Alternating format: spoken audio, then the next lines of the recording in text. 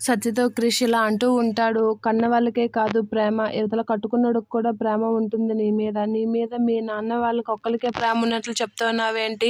ఇక్కడ నేను నేను నిన్ను ఇష్టపడడం లేదా అని గట్టిగా సీరియస్ అవుతూ గసురుతూ ఉంటాడు. అదే టైంలో అక్కడున్న చెట్టుకి ఇలా చెయ్యి అంటూ ఉంటాడు. ఆ చెట్టుకున్న మేకు క్రిష్ చెయ్యికి తగులుకోవడంతో గాయం తగులుతూ ఉంటుంది. అది చూసి ఒక్కసారిగా సత్య షాక్ అవుతూ ఉంటుంది. ఇక క్రిష్ అయితే సత్య కాస్త అలా చూస్తూ ఉంటాడు.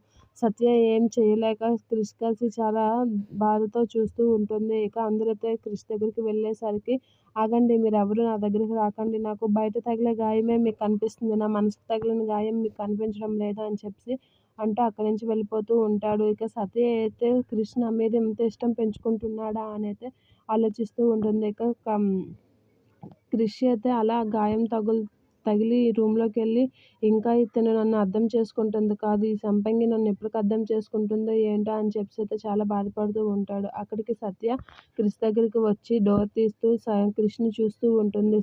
క్రిష్ కూడా సత్యని అలా చూసి ఏం మాట్లాడకుండా కామ్‌గా ఉంటాడు. ఇక సత్య అయితే ఫస్ట్ ఎయిడ్ బాక్స్ తెచ్చి క్రిష్‌కి ఫస్ట్ ఎయిడ్ చేయడానికి చూస్తూ ఉంటుంది. ఇక క్రిష్ అయితే ఏం చేయక అలా చూస్తూ ఉంటాడు. చెయ్యి ఇవ్వు అని చెప్పి సత్య అయితే క్రిష్ చేతికి ఫస్ట్ ఎయిడ్ చేస్తూ ఉంటుంది. అది చూసి క్రిష్ అయితే చాలా హ్యాపీగా తను చూసి సంతోషపడుతూ ఉంటాడు. ఇక సత్య అయితే చాలా దినంగా క్రిష్ చేతికి ఫస్ట్ ఎయిడ్ చేస్తూ ఉంటుంది. అది చూసి షాక్ అవుతూ ఉంటాడు క్రిష్.